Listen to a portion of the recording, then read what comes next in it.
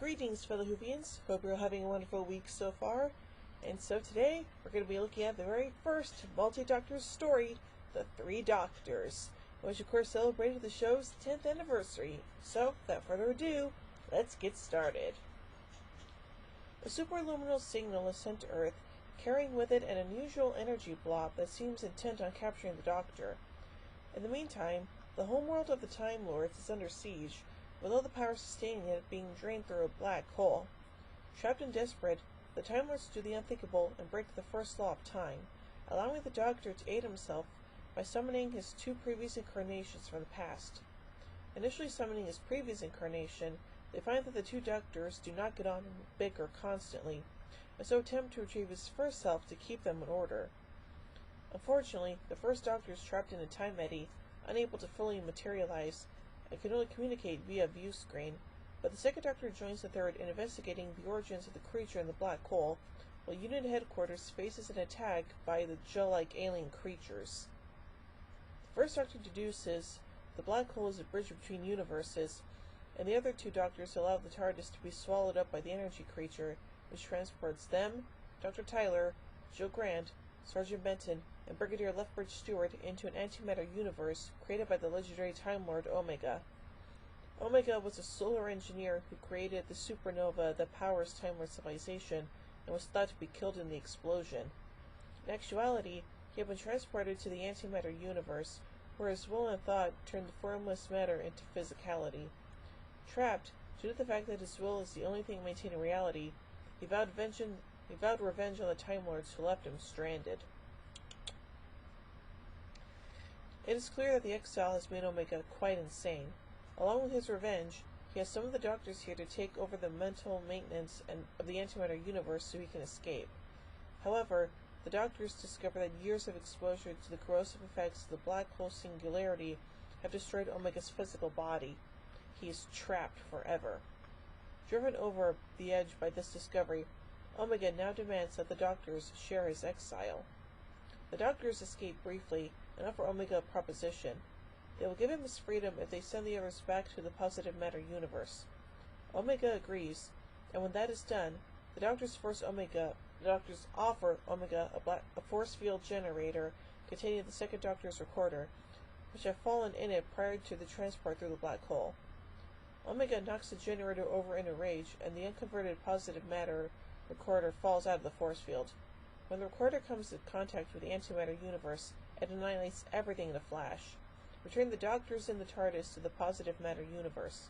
The third Doctor explains that death was the only freedom anyone could offer Omega. With power now restored to the Time Lords, they are able to send the first and second Doctors back to their respective time periods. As a reward, the Time Lords give the third Doctor a new dematerialization circuit for the TARDIS and restore his knowledge of how to travel through space and time. Wasn't that a fun story, everyone? I certainly think so.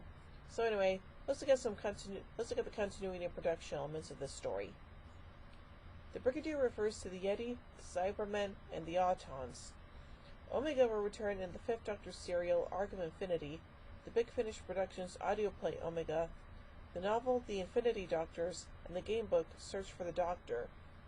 The Chancellor is portrayed by Clyde Pollard, who had also played one of the Time Lords who tried and exiled the second Doctor. Barry Letts states in the DVD commentary that this was intentional, as he meant for this to be the same character. Similarly, Graham Lehman reappears as a Time Lord, having been seen in the role in Colony in Space, discussing the Master's activities and their use of the exiled Doctor as an agent. The Virgin Missing Adventures novel, The Empire of Glass, states that the first Doctor is taken out of time between the stories The Time Meddler and Galaxy 4, but immediately before the novel. Working titles for the story included The Black Hole. The script was originally supposed to have all three Doctors equally, but William Hartnell was too ill to be able to play the full role as envisioned. He was therefore reduced to a pre-recorded cameo role, appearing only on the TARDIS scanner and the space-time viewer of the Time Lords. It would be the last time he played the Doctor and his last acting role before his death in 1975. Hartnell's scenes were filmed at BBC's Ealing Studios and not in a garage or a garden shed, as fan myth would have it. However, the promotional photographs were taken at William Hartnell's home in Kent, first in the back garden and then in the garage. This would be the only time that all three actors would appear together. The production team also planned for Fraser Hines to reprise his role of Jamie McCrimmon alongside the Second Doctor. However, Hines was not available due to his work on the soap opera Emmerdale Farm. Much of the role originally intended for Jamie was reassigned to Sergeant Benton. So yeah, the first ever multi-Doctor story, and hey, it's a darn good one. So, overall, I give The Three Doctors 5 sonic screwdrivers out of 5. Well, join me next week as we take a trip to a carnival of monsters. Should be interesting. So, until then, this is Hoovie and Queen saying, "Oh my giddy aunt, when I say run, run, I've a versatility than Trumflo. Would you like a jelly baby? Fantastic! Allons-y, Geronimo! Bow ties are cool, fezzes are cool, and Stetsons are cool."